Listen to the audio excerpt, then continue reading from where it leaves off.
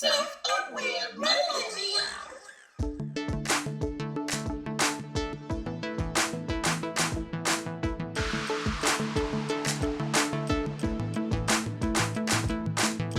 I got fascinated with podcasts because clearly I normally listen to podcasts when I'm just like doing mindless stuff, and it's just nice to like hear other people's opinions, and like it for me it helps humble me to realize that there are other people that have the same thoughts as I do. Right. Way, I'm like, oh my gosh, like I'm not the only one that thinks this way. It really it's helpful, and it just makes me more happy when I know there's other people out there, even if they like from the surface level, like if I don't know much about them and I'm like really quick to assume things about them, I go back to thinking about like podcasts I listen to where like these same people that I'm assuming things about are actually spitting out like stuff that I would talk about with like somebody else. Like, we basically have like the same thoughts and the same feelings. It's just that our preconceived notions like of them when they start opening their mouths, like it just kind of ruins things. So I just like the whole fact that we don't have to see them necessarily, if you know what I mean. So yeah, so that's kind of why I wanted to do this, because I had way too many. Ooh, I should probably turn my phone on silent. Actually, I'm gonna do it on do not disturb for now. So yeah, that I think I'm on a recording, Dad. Sorry, yeah. I was telling my dad I'm on a recording. I'm on a recording, Dad. I'm recording a podcast. Hey. Yeah, I'll be back in a few minutes. Sorry. It's okay. So yeah, I can talk about that a little later, but let's get our portion out of the way. It's not going to be super long, but I want to just make sure that we at least kind of dive into it. I had a few more questions, but like honestly, I'm that kind of person that like I got questions, but like you'll start talking and I'm gonna have more questions that aren't even on the page. So well, I love questions, so yeah. Bring them on. So, okay, let's talk about what exactly cervical stenosis is, because until you mentioned it, well, at least, okay, what I should say is that when you mentioned it originally, I didn't know what it was, but like you were talking about it in a way where I was like, okay, this is something that maybe I do have, because stuff like this has happened to me before. And what that told me was that, that men did not know that you can induce a period by having sex with a woman that has cervical stenosis. Right. And I was like, I feel like that's happened to me, but I don't know if I have cervical stenosis or not. I haven't gone to the doctor to check, but give me your thoughts on that. Like, you said you actually talked to somebody about it, or you weren't sure? So I talked to someone, a healthcare professional, about some of the issues that I was having with my menstrual cycle, which is for years it's been very irregular. And so there's a couple of different things that go into it. But when I was in a relationship, one of the things that did happen was a lot of the time, because it was so irregular, there was really no idea to know when it was coming, but it would almost always just appear after sex or during sex. So that got me to thinking like, okay, well, it's almost like you can kind of like if you tune yourself in with your body for a second, and it's like, what could really be happening down there? And of course you start to researching and Googling, and I mentioned it to my doctor, and doctors are always, it's probably nothing if it's not causing you pain, you know how some people are. So I went looking into it, and then when I saw your post, I was like, well, let me kind of go dive in a little bit more so I could give good information. But one of the things that I found out, and just to start, cervical stenosis, not to be confused with spinal cervical stenosis, but stenosis of the cervix is basically just like the narrowing of the passageway. So, the cervix is the gateway, the gatekeeper to everything uterine. And so that passageway closes or tightens. Much in the same way that like it dilates when you're, pregnant. It's one of those, so it's like a sphincter, So when it becomes too narrow, things can't really free flow into or out of the uterus. And so I looked a little bit more into it. And the thing that really caught my attention about it was a lot of the causes. So when I looked up Mhm. you know, some of the causes of it. One of the things that it brings up is like cervical cancer, like cervical dysplasia or hyperplasia, which is basically just a normal, you know, growth of the cells right there. Mhm. And so it really made a ton of sense to me, because what I have had is a polyp on my cervix, that I've had removed. And so it kind of brought it full circle for me when I realized, like, this is like kind of textbook, but it really brought to my attention how very little we know, you know, like those are things I wouldn't have even known to look that up. A lot of times we have menstrual issues and we think, oh, this has just always been happening, so it's probably supposed to happen. And a Yeah. lot of times they're indicators of something else. So Yeah. My yeah. goodness. Wow. Okay. So I have a few questions for you. So because cervical stenosis, it's like one. Okay. I'm trying to like, because I don't know if I have it and I know you do, I'm trying to like picture it because so would you only were there other instances besides sex that you realized that something was up because something of the cervical stenosis was like agitating you? Or was Well, it I would just have a that? lot of cramps and a lot of pain. I think that's what you're asking, if there were other like indicators before I actually knew. Yeah. Okay, yeah. I didn't know they were indicators at the time, but I will say, again, looking up the symptoms of it, um, you know, the irregular period is like a huge indicator, because basically it's pretty much trapped. Like, I mean, that's how I picture it in my mind. Like it's trying to break free, and you've got this tightened, you know, entryway that won't really let it go. So I Yeah. would always have irregular periods, and I attributed it to stress, because in college it would be for months at a time. Yeah. Um, and then I was diagnosed with PCOS, which is the polycystic ovarian syndrome. But I mean, it makes your periods irregular, but it doesn't. I feel like it didn't, the way that my cycle was acting, it really wouldn't have made sense. Like when the period actually came, and I don't know if this is TMI for the people that are gonna be, Girl, whatever. Give them everything.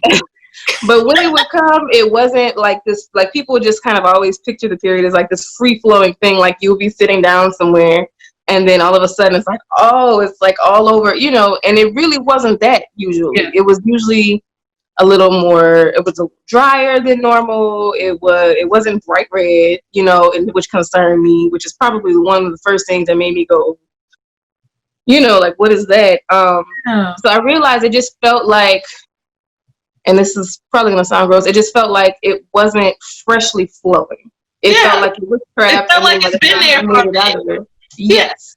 And so Yeah. by the time I made it out, it was dry or brown or whatever the Was the case may be. color different than normal? Like a fresh color, like bright red or whatever is like the usual Yeah. indicator. And Yeah, there's dark. no free flowing. Like I probably could go any day on a period without a pad or a tampon, and it'd be fine for just about half of the day.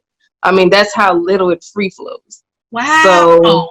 And then yeah. all of a sudden, if you're having sex with somebody, it just all comes Mhm. out because it. Very bright, very, Wow. yeah. And so now what I don't know is if it has something to do with the timing, like whether, okay, if your period is supposed to happen that day and then you have sex, is that why it comes out fresh, or you know? But yeah, it definitely was it happened more than once for sure.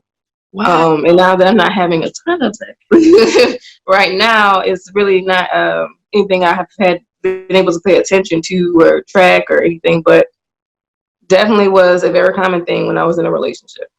Gotcha. So, do you still have it now, or are you? Or I know that they said it was treatable, right? Like it's. Now that I don't know, you can have the cervix widened. I don't know how long that lasts. I don't know what that procedure is and what that process is, to be quite honest with you.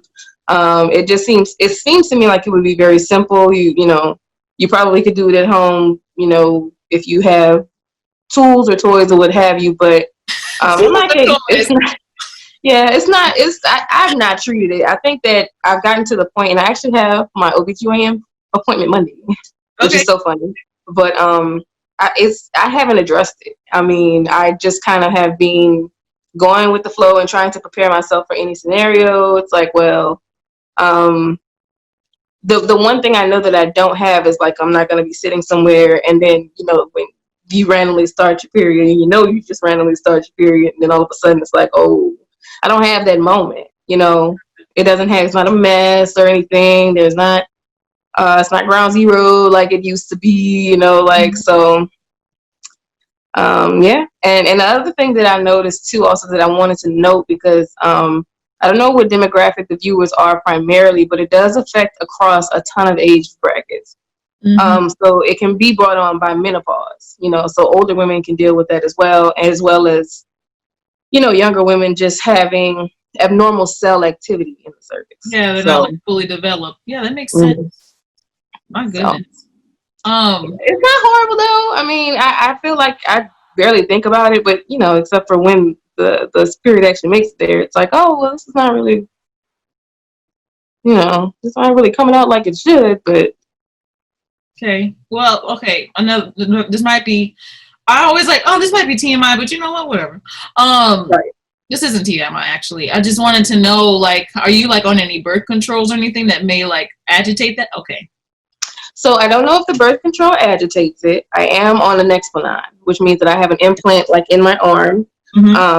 Basically that stays in about 3 years, and I think I'm on my 3rd year right now. But I originally got on birth control because of the PCOS. So by the time I had gotten on birth control, I was already irregular with my cycle. So I really can't say for sure if it's actually affecting the cervix that way.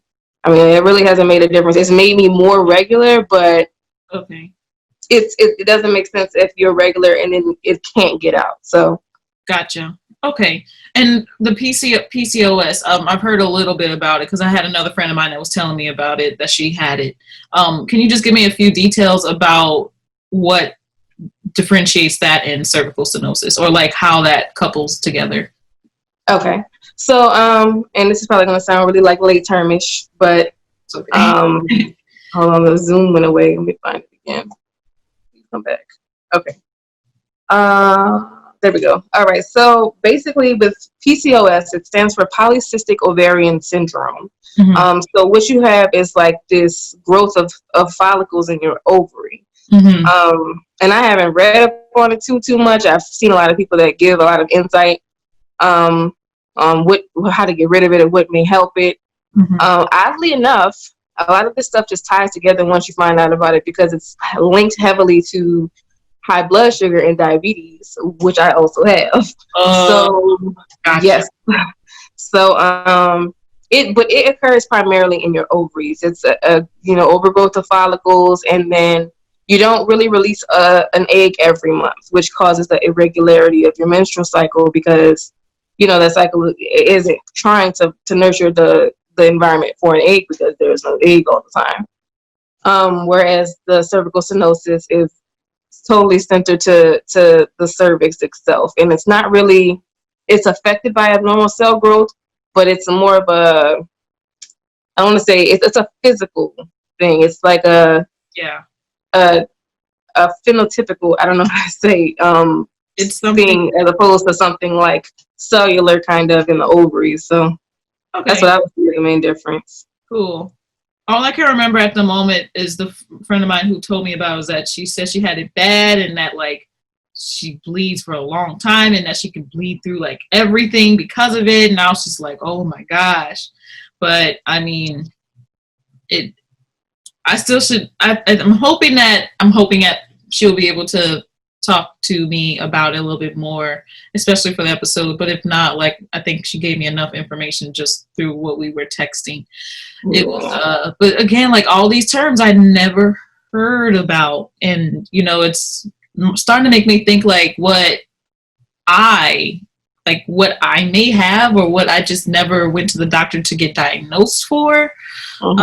But honestly, like I'm on the copper IUD, so this is my first time like experiencing different periods than I have throughout my entire life. Like usually I was able to figure out what was going on with my like I could time it out for the most part. Like when it was coming, I would know the symptoms and everything. But now it's like a complete 180, not 360. But the copper IUD, it's like or I should say before, like my periods were very much like the first day, like I could tell it was coming, like it was, it started trickling in. By the second, third day, it was very heavy. By the fourth and fifth day, it started trickling back off. And I would have periods. I would have periods. No, I would have cramps like the first couple of days, and then they would just, go away. Right. But now, what happens is the complete opposite. Like, it'll start off like really heavy. Did I tell you it? No, you know what? I told you it started light.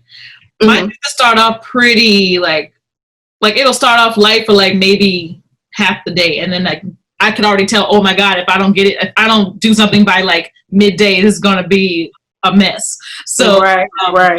Now it takes like 2 to 3 days. Like it'll just trickle for like the first 2-3 days, and then right. Fourth and fifth day, it'll like still like it ends heavy. It doesn't end light. It's weird, but anyway. I mean, I always think it's like worth looking into, but I think the problem I always run into is when you go to the OBGYN, and I love her to death.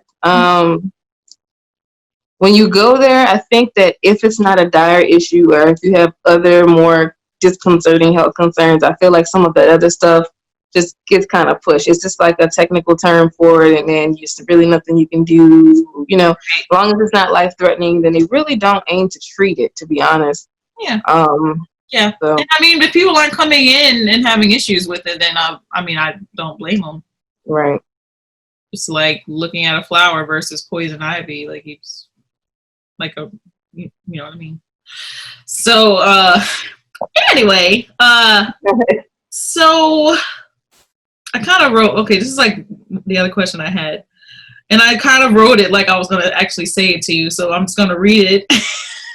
Hey, go for it. So you said like some guys are weirded out by it. In what way do you find that they are weirded out? I think that a lot of them... No, I was asking you, or are they weirded out by the idea that they can induce a period? I don't think that that's what weirds them out. I don't think they know. It's just a way of finding out that they can. Like, it's like, I know actually one happens during yes. And then the lights are off, and like, just kind of picture the scenario where you guys, are in the middle of, everything, and all of a sudden he says something like, oh wow, you're like really, really aroused today, and it turns out to be that, so when you flip the light on, it's like they're kind of taken aback by it, and they don't want to like offend you, but they're like, what happened? Oh my gosh. So, when you said that, I thought you meant that it induced it, but not during that, like afterwards. Like it just started out after all of it. So it was during. Oh, okay. I get that.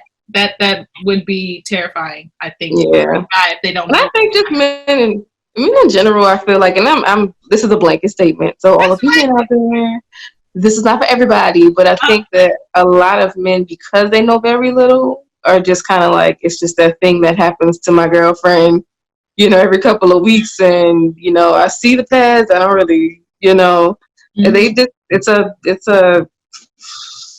it's taboo, like almost. And then some men try really, really hard to make you comfortable about it. It's a really big feat for a guy to say, I'll go out and get your tampons and pads sometimes.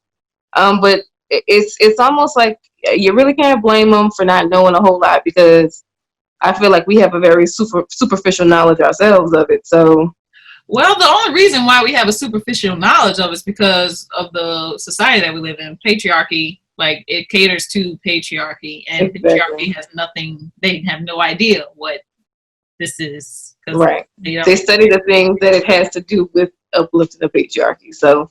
Right. I'm going to learn the reproductive system because this is how the woman bears my children, or, this is how I become responsible for some kids down the line, or, But otherwise, I think that there's not a lot. You're absolutely right. There's not a lot of attention shown. And,